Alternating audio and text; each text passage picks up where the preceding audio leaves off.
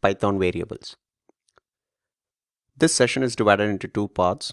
In part 1, we further have two modules.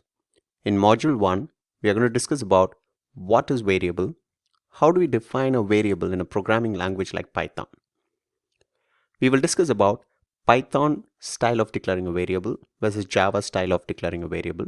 This section is going to be quite interesting because we are going to discuss about both the language style of declaring a variable. We will also have a closer discussion about different types of data types that's been supported by Python.